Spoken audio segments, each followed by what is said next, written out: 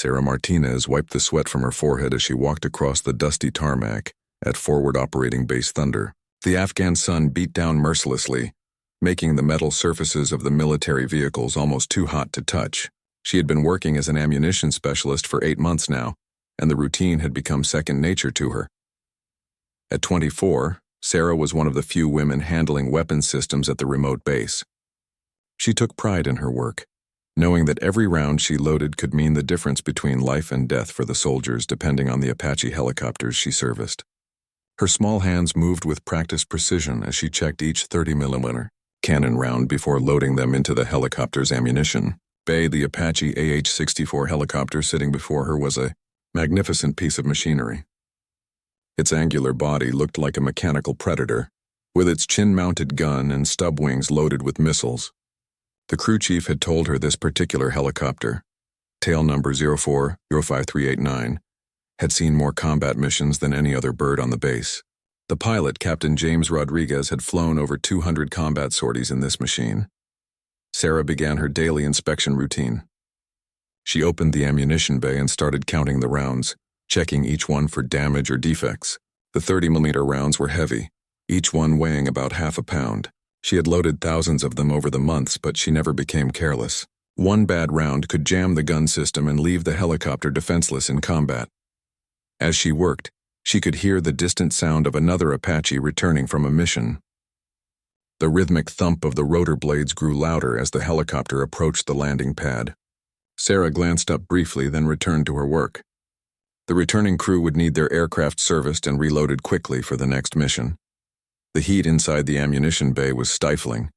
Sarah paused to take a drink from her water bottle, then continued her methodical inspection. She had developed a system over the months, checking each round visually first, then running her fingers along the metal casing to feel for any dents or irregularities that might not be visible in the dim light of the bay. It was during this routine check that her fingers felt something unusual. On the 15th round she inspected, there was a small raised mark on the brass casing near the base. At first she thought it might be a manufacturing stamp or lot number that she hadn't noticed before, but as she looked closer, she realized this mark was different from anything she had seen. The mark appeared to be deliberately carved or etched into the metal. It was small, no bigger than a fingernail, and shaped like a crescent moon with a small star inside it. The edges were sharp and precise, as if someone had used a fine engraving tool to create it. Sarah held the round up to the light streaming through the bay opening, trying to get a better look. Her heart began to race slightly. In all her months of handling ammunition, she had never seen anything like this. Military ammunition was manufactured under strict quality control standards. Every round was inspected multiple times before being shipped to combat zones. The idea that someone could have tampered with ammunition was deeply troubling.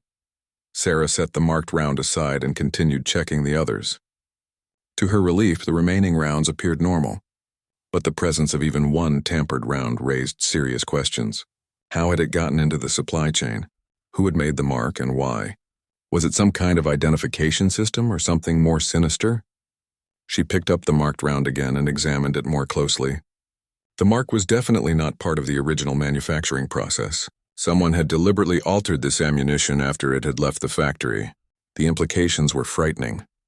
If someone had access to modify ammunition, they could potentially sabotage it in ways that might cause the weapon to malfunction or even explode.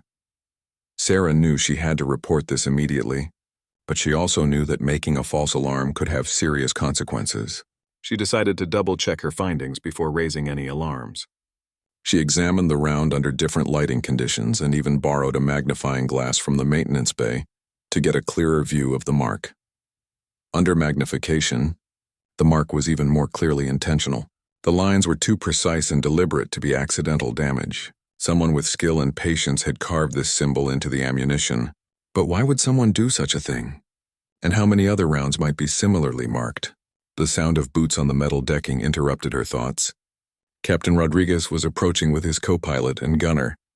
They were scheduled to fly another mission in 2 hours, and Sarah was supposed to have their helicopter ready by then. She quickly slipped the marked round into her pocket and continued loading the remaining ammunition. "How's she looking, Martinez?" Captain Rodriguez asked as he climbed up to inspect the weapon systems. "Almost finished, sir. Sarah replied, trying to keep her voice steady. Just completing the final checks now. The pilot nodded and began his own pre-flight inspection of the helicopter. Sarah watched him work, wondering if she should mention the marked round immediately. But something held her back. She wanted to be absolutely certain of what she had found before potentially grounding an aircraft and disrupting the mission schedule.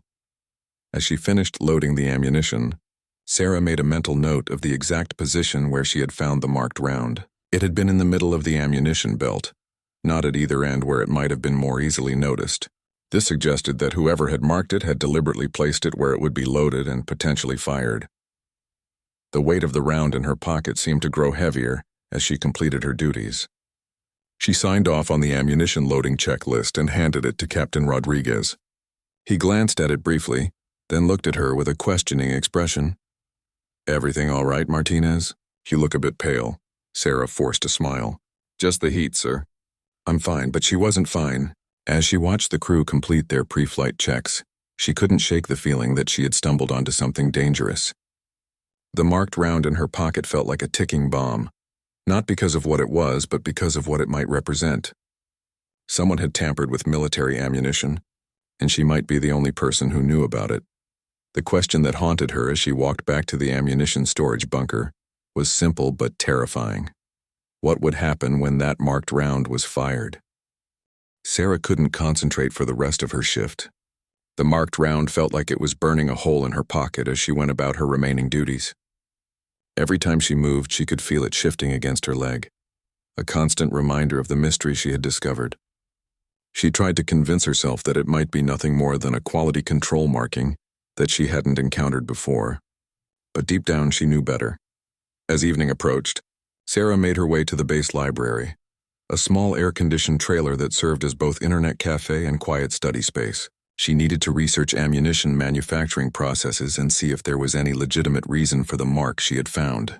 The computers were old and slow, but they had access to military databases and technical manuals. She spent 2 hours searching through ammunition specifications, manufacturing guidelines, and quality control procedures. Nowhere could she find any reference to crescent moon markings or any symbols that matched what she had discovered. Every legitimate marking on military ammunition was clearly documented and served a specific purpose: lot numbers, date codes, manufacturer identifiers, and inspection stamps. The symbol on her round matched none of these categories. The more she researched, the more convinced she became that someone had deliberately tampered with the ammunition. But who would do such a thing, and how had they gained access to military supplies? The implications were staggering. If someone could modify ammunition at will, they could potentially sabotage any mission anywhere. Sarah printed out several pages of ammunition specifications and manufacturing standards. She wanted to have documentation to support her concerns when she reported the incident. But first, she decided to examine the round more thoroughly.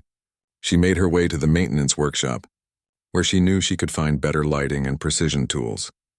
The workshop was empty except for Sergeant Mike Chen, a helicopter mechanic who often worked late shifts. Sarah had known Mike for months, and she trusted his discretion. He was methodical and careful, exactly the kind of person she needed to help her analyze the mysterious round. "Hey, Mike," she said, trying to sound casual. "Could I borrow your workbench for a few minutes? I need to examine something small." Mike looked up from the engine component he was working on. "Sure thing, Sarah. Use the bench by the window. There's a good magnifying lamp over there." Sarah sat up at the designated workbench and carefully removed the round from her pocket. Under the bright magnifying lamp, the crescent moon and star symbol was even more clearly defined. She could see that it had been carved with a sharp, pointed tool, probably a small engraving device. The depth was consistent, suggesting someone with steady hands and experience in precision work. Mike wandered over out of curiosity. "What you looking at?" Sarah hesitated for a moment, then decided she needed a second opinion. "Mike, look at this round. Do you see anything unusual about it?" Mike leaned over the magnifying lamp and studied the ammunition. His expression changed immediately when he spotted the marking. "Holy shit, Sarah, where did you find this?" "In the ammunition bay of Captain Rodriguez's Apache. I was doing routine loading and my fingers felt this raised mark." Mike straightened up and looked at her seriously. "Sarah, this is not normal. I've been working on helicopters for 12 years and I've never seen anything like this. Someone deliberately carved that symbol into the ammunition. The confirmation from an experienced mechanic made Sarah's stomach drop. She had hoped that Mike might have some explanation that would make the marking seem less threatening. Instead, his reaction confirmed her worst fears. "What do you think it means?" she asked. Mike studied the round again, turning it carefully in his hands. "I don't know, but it's definitely not military standard. The crescent and star, that's often associated with Islamic symbols, but it could mean anything. The real question is how someone got access to modify ammunition in our supply chain." Sarah felt a chill run down her spine. If the symbol had religious or political significance, it might indicate sabotage by enemy forces or sympathizers. The thought that someone might be deliberately compromising their ammunition was terrifying. "I need to report this," she said. Mike nodded. "Absolutely. But Sarah, be careful about how you handle this. If there's really sabotage happening, you might be putting yourself at risk by investigating it. There could be people on this base who are involved." The idea that there might be saboteurs among the personnel she worked with every day was almost too frightening to consider. Sarah trusted her colleagues, but Mike was right to be cautious. If someone had access to modify ammunition, they had to be working from within the military supply system. "Who should I report this to?" Sarah asked. "Take it straight to Colonel Harrison. Don't go through the normal chain of command. This is too important to risk getting buried in paperwork or delayed by someone who might not understand the implications." Sarah carefully wrapped the round in a clean cloth and placed it in a small box. She also gathered the printed research materials she had collected. If she was going to make an accusation this serious, she wanted to have all her facts straight. As she prepared to leave the workshop, Mike caught her arm. "Sarah, one more thing. Don't mention this to anyone else until you've talked to the colonel. If there really are saboteurs on this base, we don't know who might be involved." The walk to Colonel Harrison's office felt like the longest journey of Sarah's life. The base seemed different now, less secure and more threatening. She found herself studying the faces of personnel she passed, wondering if any of them might be involved in ammunition tampering. The thought that enemy agents might be working alongside her was deeply unsettling. Colonel Harrison's aide told her that the colonel was in a late meeting, but would see her as soon as possible.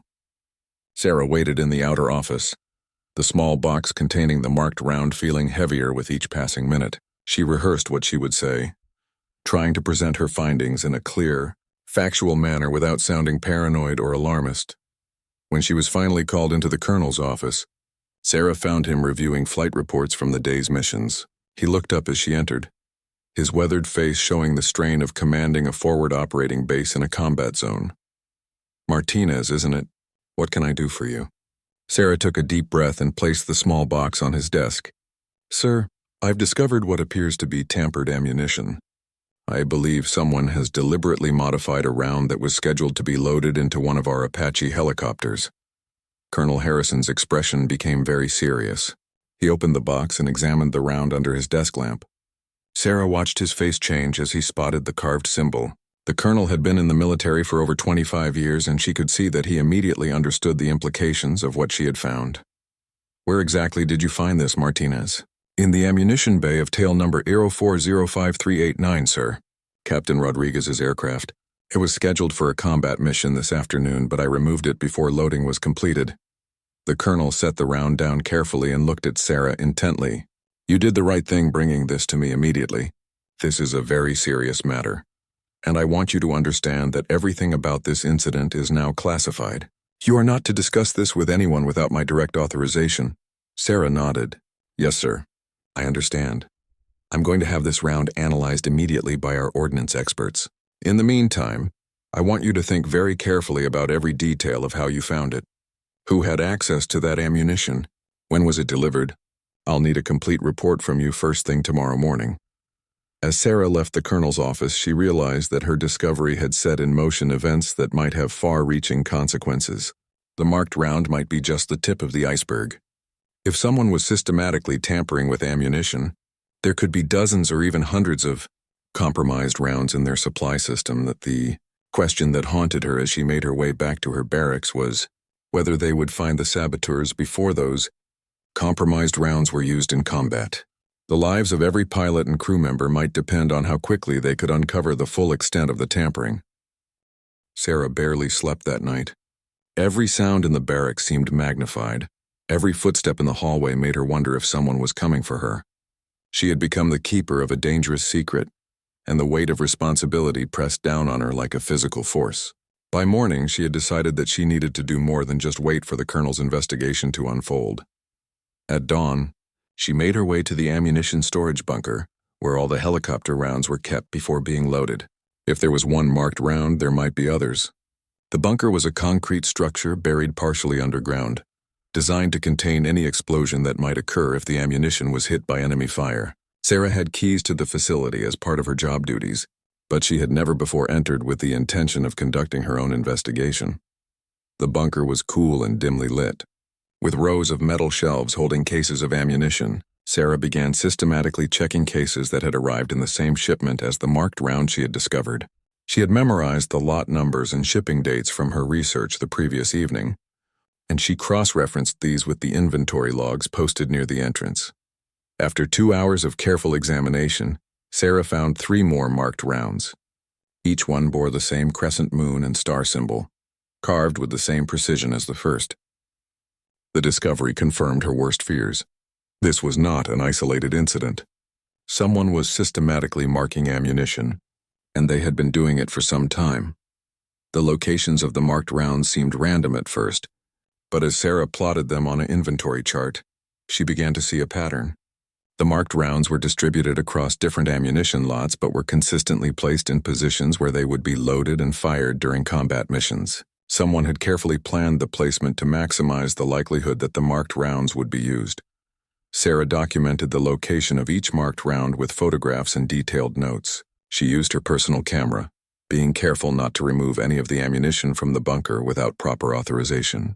The evidence she was gathering might be crucial to identifying the saboteur and understanding their methods. As she worked, Sarah heard footsteps approaching the bunker entrance. She quickly closed the ammunition case she was examining and tried to look busy with routine inventory tasks. Sergeant First Class David Torres entered, carrying a requisition form for helicopter ammunition. "Morning, Martinez. Early start today?" "Just catching up on inventory, Sergeant." "You know how Colonel Harrison likes everything documented properly." Torres nodded and handed her the requisition form. "Need 2 full loads for the Apaches going out this morning." "Priority mission." Sarah's heart sank as she looked at the requisition. The ammunition Torres was requesting included some of the lots where she had found marked rounds. If she filled the order normally, marked ammunition would be loaded into helicopters and potentially fired in combat. But she couldn't refuse the requisition without revealing her investigation. "I'll get that ready for you right away." "Sergeant," she said, trying to keep her voice steady. As Torres left, Sarah faced a difficult decision.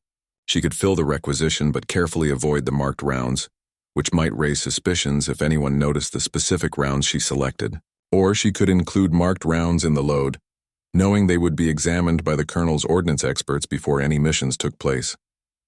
She decided to include 1 marked round in the load, carefully noting which helicopter it was assigned to so it could be intercepted before the mission. While preparing the ammunition loads, Sarah noticed something else troubling. The shipping manifests for the ammunition lots containing marked rounds all showed the same transport route. The rounds had been shipped from the main supply depot through 3 intermediate stops before reaching Forward Operating Base Thunder. This suggested that the tampering might be happening at one of those intermediate locations rather than at the original manufacturing facility. Sarah made copies of the relevant shipping documents, using the administrative copier in the bunker office. If someone was tampering with ammunition at a supply depot, it would be a massive security breach with implications for military operations across the entire region. The saboteur would need high-level access and detailed knowledge of ammunition handling procedures. Captain Rodriguez arrived to inspect his ammunition load just as Sarah was completing the documentation. He seemed more tense than usual, and Sarah wondered if he had been briefed about the potential ammunition problems. "Everything look good, Martinez?" he asked, examining the rounds more carefully than she had seen him do in the past.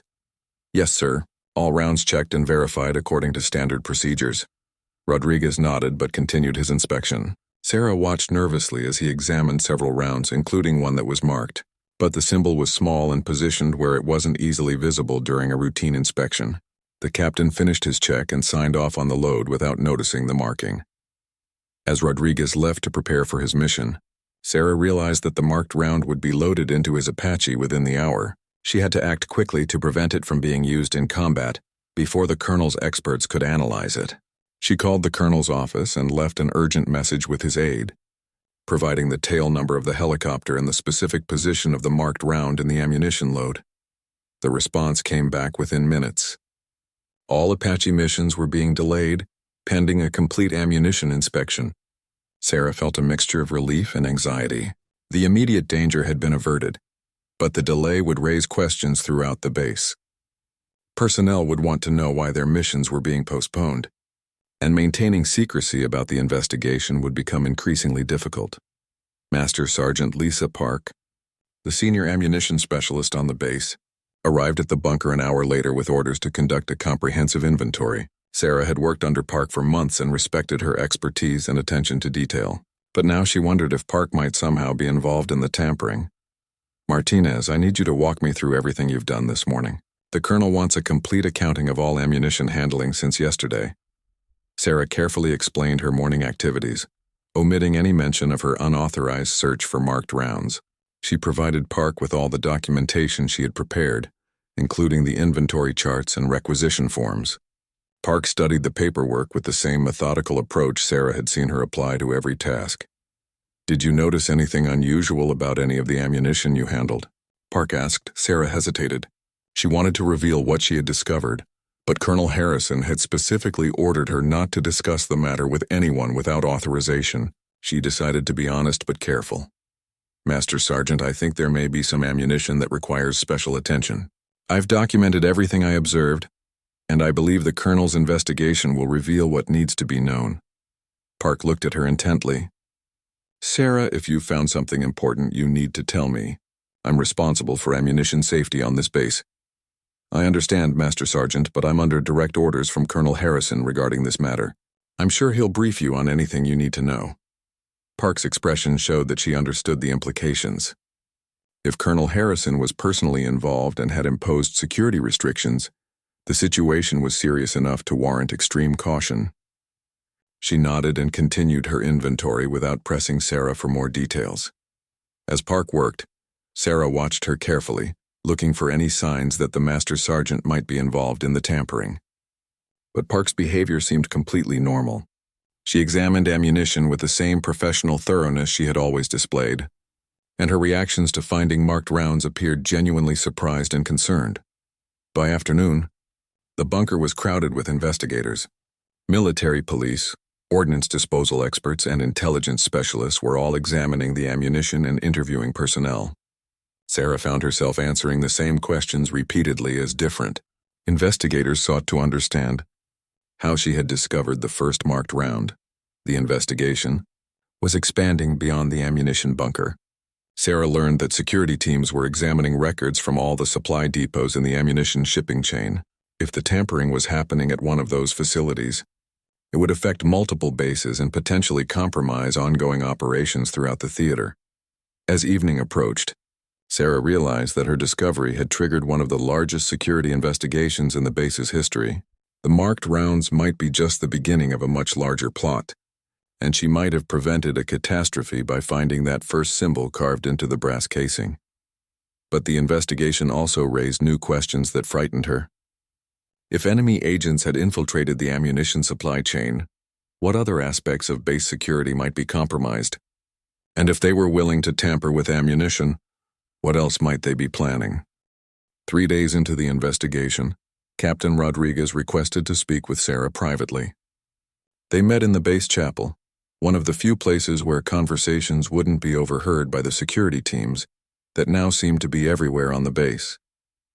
The normally confident pilot looked tired and worried, his flight suit wrinkled from long hours of questioning and briefings. "Sarah, I need you to know something about that ammunition you found," Rodriguez said, glancing around to make sure they were alone. "I've been flying combat missions for 4 years and I've seen a lot of strange things. But what you discovered, it might be connected to something I've been noticing for months." Sarah felt her pulse quicken. "What do you mean, Captain?" Rodriguez pulled out a small notebook and showed her a series of dates and locations. "These are missions where my targeting system behaved strangely. The gun would fire normally, but the impact patterns were different from what I expected. I thought it was equipment malfunction or atmospheric conditions. But now I'm wondering if some of the ammunition I was firing had been compromised. The pilot's revelation opened up a terrifying new possibility. If marked rounds had been designed to perform differently in combat, they could affect the accuracy and effectiveness of Apache helicopter missions.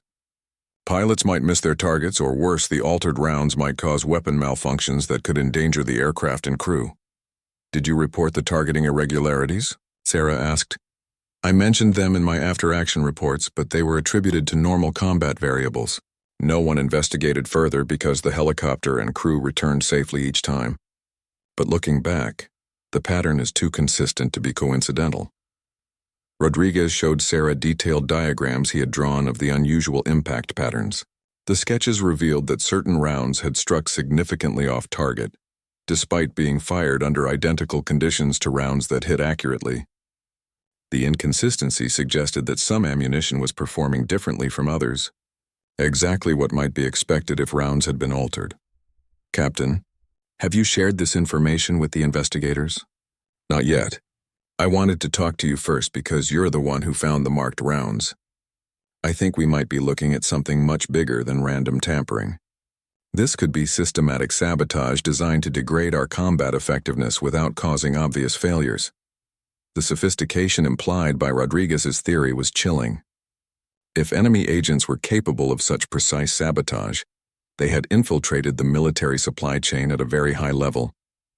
They would need detailed knowledge of ammunition performance, access to specialized equipment for modification, and the ability to track which rounds were shipped to specific bases. Sarah and Rodriguez spent an hour comparing his mission reports with the ammunition lot numbers she had documented. A pattern emerged that confirmed their worst fears. Every mission where Rodriguez had experienced targeting anomalies corresponded to dates when ammunition from the compromised lots would have been available for loading. We need to get this information to Colonel Harrison. Immediately, Sarah said. Agreed. But Sarah, I think we should be prepared for the possibility that this investigation is going to uncover something much larger than anyone expected. If they can tamper with ammunition this systematically, they might be compromising other military supplies as well. As they prepared to leave the chapel, Rodriguez grabbed Sarah's arm. One more thing. Be very careful who you trust from now on. If there are saboteurs operating on this base, they're going to do everything they can to prevent their network from being exposed. You've already shown that you're observant enough to spot their work. The walk to Colonel Harrison's office felt different this time. Sarah found herself studying every person she encountered, wondering if any of them might be involved in the sabotage network. The base that had felt like home for 8 months now seemed filled with potential threats. Colonel Harrison reviewed their combined evidence with growing alarm. The correlation between marked ammunition and targeting anomalies provided strong confirmation that the tampering was not random vandalism, but carefully planned sabotage. He immediately ordered a suspension of all combat missions pending a complete investigation of every round of ammunition on the base. Martinez, Rodriguez, what you've uncovered here could affect military operations across the entire region. We're going to need to investigate every ammunition shipment from the past 6 months, and we're going to need to do it without alerting anyone who might be involved in the sabotage. The colonel activated secure communication protocols to contact military intelligence headquarters. Within hours, specialist teams were being dispatched to forward operating Base Thunder and to every facility in the ammunition supply chain. The investigation was expanding into one of the largest counterintelligence operations of the war. That evening, Sarah received an unexpected visitor in her barracks. Master Sergeant Park knocked on her door, looking more serious than Sarah had ever seen her. Sarah, we need to talk, but not here. Meet me at the maintenance hangar in 20 minutes. Come alone, and don't tell anyone where you're going.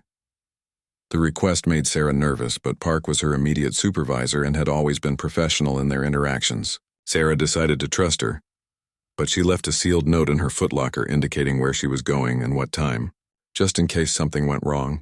The maintenance hangar was dimly lit and mostly empty when Sarah arrived. Park was waiting near one of the helicopters, holding a small object in her hands. Sarah, I found something today that I think you need to see. But first, I need you to promise me that you'll keep this between us until we can figure out what it means. Park showed Sarah a small electronic device, about the size of a deck of cards. It had been carefully concealed inside an ammunition crate, attached to the underside of the wooden lid with strong magnets. The device had a small antenna and what appeared to be a simple digital display. I found this while doing the expanded inventory the colonel ordered. It was hidden in one of the crates that contained marked ammunition. I think it might be some kind of tracking or communication device. Sarah examined the device carefully without touching it. The construction looked professional, not like something that would be built by amateur saboteurs. The components were military grade, and the assembly was precise and durable. Master Sergeant, this looks like it was designed to survive shipping and handling. Someone put a lot of effort into making sure it would stay functional and hidden. That's what I thought too, but here's what really worries me, Sarah. This device was found in a crate that arrived just 2 days ago. That means whoever is doing this is still actively placing new equipment. The sabotage is ongoing. The implications were staggering. If saboteurs were still actively placing devices and marking ammunition, they had real-time access to the base's supply chain. They might even be receiving information about which ammunition was being selected for specific missions. Park pulled out several photographs she had taken of the device from different angles. I documented everything before removing it from the crate. I was going to take this straight to Colonel Harrison, but I wanted you to see it first. Your discovery started this whole investigation. As they studied the photographs, Sarah noticed something that made her blood run cold. There was a small symbol etched into the metal casing of the device. The same crescent moon and star that had been carved into the ammunition. Master Sergeant, look at this symbol. It matches the markings on the rounds I found. Park examined the photograph more closely. You're right. This confirms that the device and the marked ammunition are part of the same operation. But Sarah, this also means that whoever is doing this has been planning for months, maybe longer. The sound of footsteps outside the hangar interrupted their conversation. Park quickly hid the device in the photographs as someone approached the entrance. Sarah's heart raced as she realized that their clandestine meeting might have been observed. Captain Rodriguez appeared in the doorway, looking around cautiously before entering. Master Sergeant Park, Martinez, what are you two doing here? Park made a quick decision to trust the pilot. Captain, we found something else. Something that suggests the sabotage operation is much more sophisticated than we initially thought. She showed Rodriguez the device and explained how she had discovered it. The pilot's expression grew increasingly grim as he realized the implications. This changes everything, Rodriguez said. If they're using electronic devices to track ammunition shipments, they might be monitoring our mission planning as well. We could be walking into traps every time we take off. The three of them stood in the dimly lit hangar, surrounded by millions of dollars worth of military equipment. Realizing that their entire operational security had been compromised. The enemy wasn't just trying to sabotage individual missions. They were gathering intelligence on American military operations and potentially feeding that information to hostile forces. Sarah looked at the device in Park's hands and realized that finding the first marked round had been just the beginning. They were now uncovering a sophisticated espionage and sabotage network that threatened not just their base, but potentially every American military operation in the region. The question that haunted all three of them was how deep the conspiracy went, and whether they could expose it before it caused a catastrophic loss of American lives. The next morning brought chaos to Forward Operating Base Thunder. Word had leaked about the ammunition investigation, and rumors were spreading throughout the base like wildfire. Sarah overheard conversations in the mess hall about saboteurs, compromised supplies, and canceled missions. The careful secrecy that Colonel Harrison had tried to maintain was rapidly dissolving. Sarah was called to an emergency briefing in the base's secure conference room. When she arrived, she found herself face-to-face with investigators she had never seen before. They wore civilian clothes but had the bearing and intensity of military intelligence operatives. Colonel Harrison introduced them as specialists from the Pentagon's Counterintelligence Division. Agent Patricia Wells, a stern woman with gray hair and sharp eyes, took the lead in questioning Sarah. Miss Martinez, we understand that you discovered the first marked ammunition. We need you to walk us through every detail of that discovery, no matter how insignificant it might seem. Sarah repeated her story for what felt like the 100th time, but Agent Wells pressed her for details that previous investigators had overlooked. How had her fingers detected the mark when her eyes had missed it initially? Had she noticed any unusual behavior from personnel in the days before her discovery? Had anyone shown unusual interest in her work, or ask questions about ammunition handling procedures?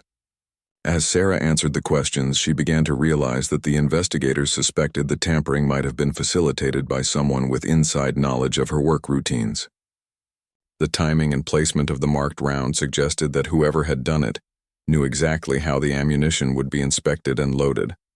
Miss Martinez, we want you to continue your normal duties, but we're also going to ask you to serve as an observer. If anyone approaches you with unusual questions or requests, we want to know about it immediately. You've already proven that you notice details that others miss. The briefing concluded with instructions that made Sarah's blood run cold. She was to continue handling ammunition normally, but she was also to watch for any signs that personnel might be acting unusually. In effect, she was being asked to spy on her colleagues and friends. Over the next few days, Sarah found herself studying everyone she worked with through new eyes. Sergeant Torres, who had always been friendly and professional, now seemed to pay too much attention to her work. The supply clerks who delivered ammunition asked more questions than usual about loading schedules and mission planning. Even her roommates' casual conversations about daily activities felt suspicious.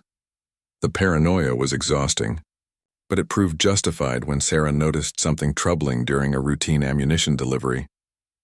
Corporal Jensen, one of the supply drivers, was spending an unusual amount of time examining the ammunition storage areas. When Sarah approached him, he claimed to be conducting a standard inventory verification, but his paperwork didn't match the standard forms she was familiar with. Sarah discreetly photographed Jensen's paperwork with her personal camera and compared it to legitimate supply forms later that evening. The format was close but not identical to official documentation. Several fields contained information that wouldn't normally be recorded during routine deliveries, including detailed notes about ammunition lot numbers and storage locations. More disturbing was Jensen's behavior during subsequent deliveries.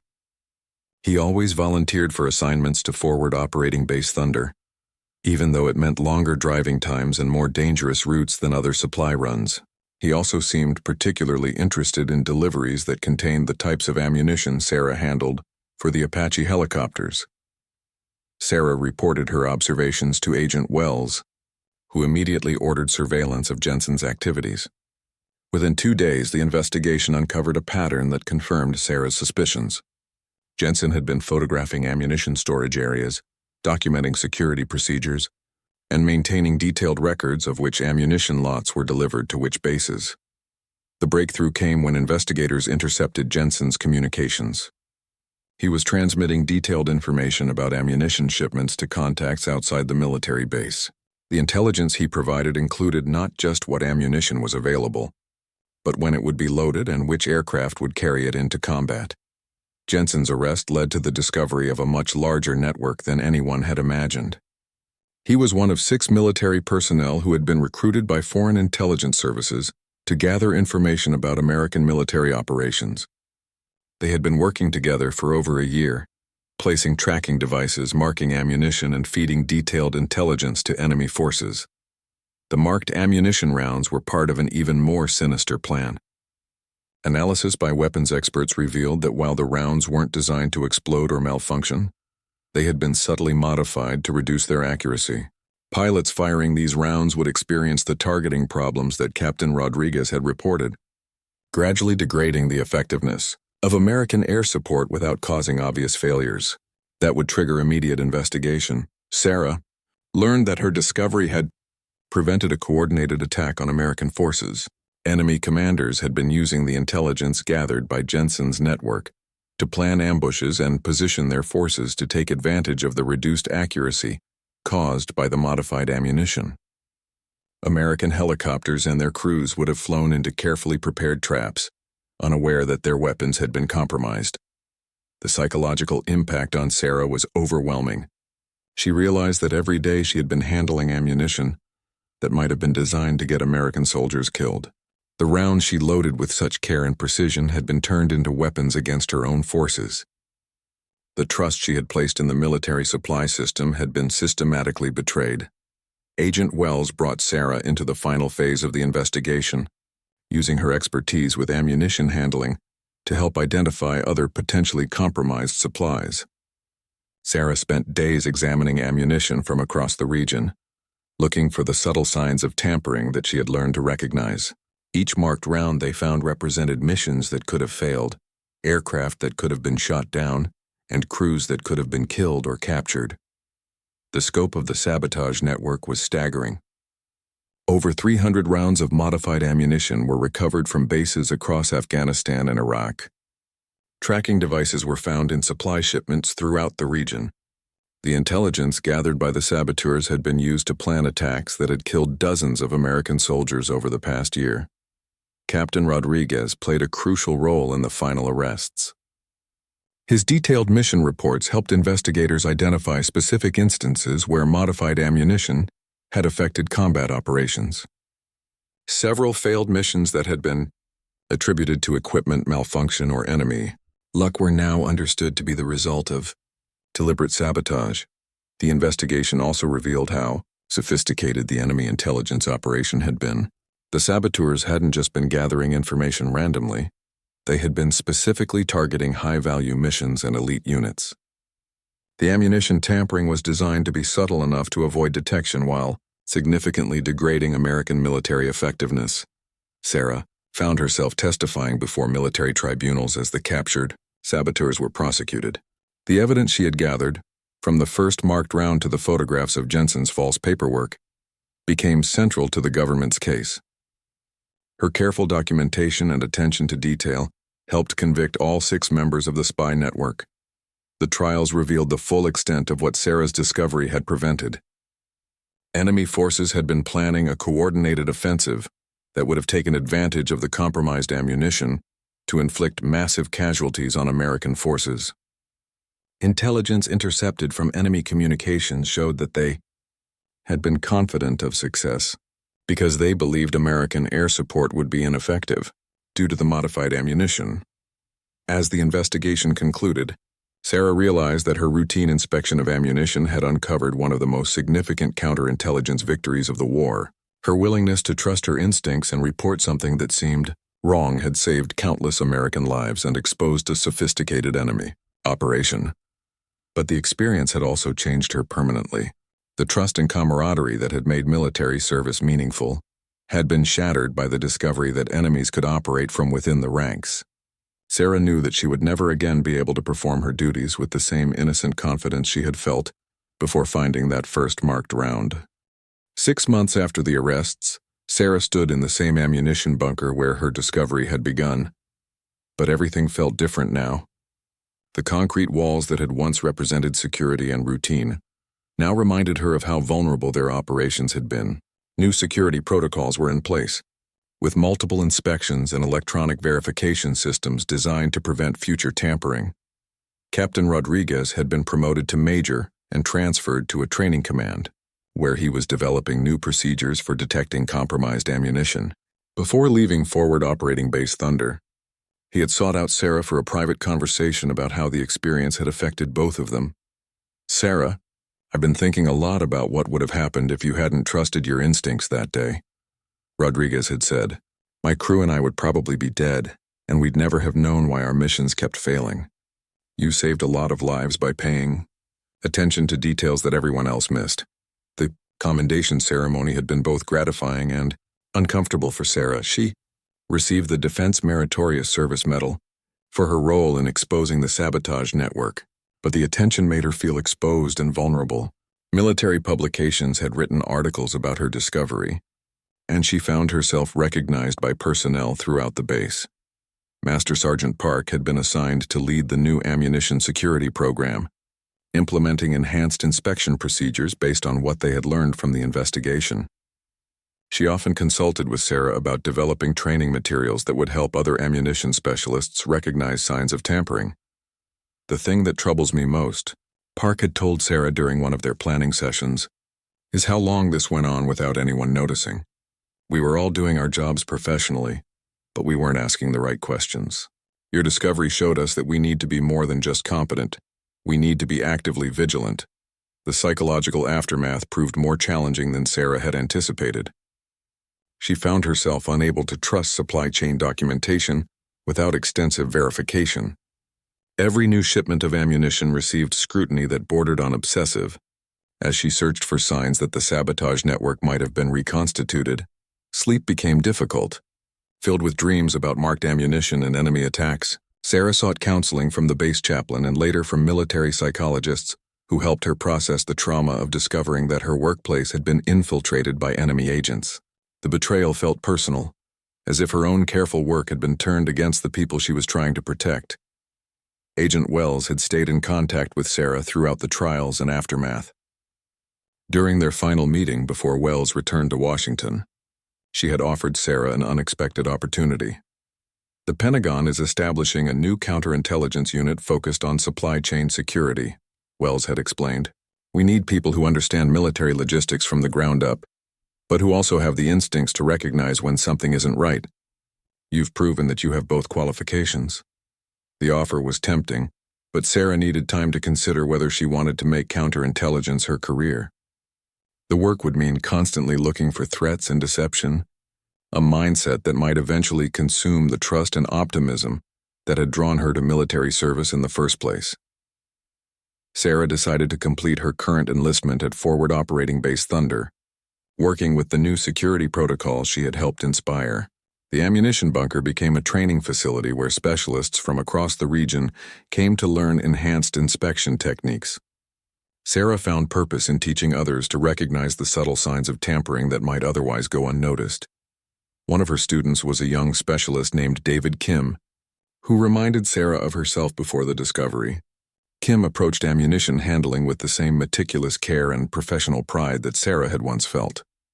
Watching him learn the new procedures, Sarah realized that her experience had created something positive, a new generation of ammunition specialists who would be far more difficult to deceive.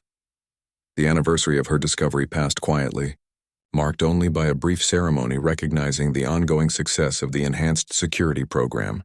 No sabotage had been detected in the 6 months since the new procedures were implemented, but Sarah knew that this might simply mean that potential enemies had moved to different targets or methods.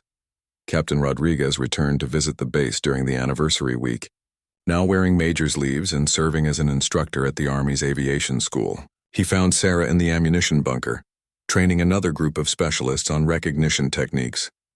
"How are you holding up, Sarah?" he asked during a break in the training session. "Some days are harder than others," she admitted, "but I think we're making the system stronger. The students who go through this program will be watching for threats that we never thought to look for before." Rodriguez nodded. "I've been working on similar programs for aircrew. We're teaching pilots to recognize performance anomalies that might indicate compromised ammunition or sabotaged equipment. Your discovery has changed how we think about security throughout the entire aviation community." As they watched the new students practicing inspection techniques, Sarah reflected on how one moment of trusting her instincts had led to such far-reaching changes. The marked round that she had felt with her fingertips had been the visible tip of a vast conspiracy, and pulling that thread had unraveled an entire enemy operation. The work was now routine again, but with a different kind of awareness. Sarah continued to handle ammunition with the same precision and care she had always applied, but now she also brought a hard-earned understanding of how that routine could be exploited. Every round received the attention that might once have been reserved for obviously suspicious items. Late at night, when the base was quiet and Sarah was alone in the ammunition bunker completing inventory tasks, she sometimes thought about the broader implications of what she had discovered. Military operations around the world were only as secure as the countless individual soldiers who performed routine tasks with attention and integrity. The enemy's greatest advantage came not from superior weapons or tactics, but from the possibility that defenders might become complacent or stop paying attention to details. Sarah's final entry in her duty log before completing her enlistment reflected on the lessons she had learned. Security is not just about following procedures or installing new equipment. It's about maintaining the awareness that every routine task might be the moment when vigilance makes the difference between success and catastrophe. The enemy counts on us to become comfortable and predictable. Our job is to remain observant and ready to question anything that doesn't feel right, no matter how small or insignificant it might seem. As Sarah prepared to leave Forward Operating Base Thunder, she knew that her discovery would continue to influence military operations long after her departure. The enhanced security procedures, the training programs, and the heightened awareness among Ammunition specialists represented a permanent change in how the military approached supply chain security. The young woman who had simply been doing her job with careful attention to detail had become part of a larger story about vigilance, trust, and the constant need to protect against those who would exploit routine and complacency. Sarah Martinez had proven that sometimes the most important victories come not from dramatic heroics, but from the quiet professionalism of someone who notices when something is wrong and has the courage to speak up about it.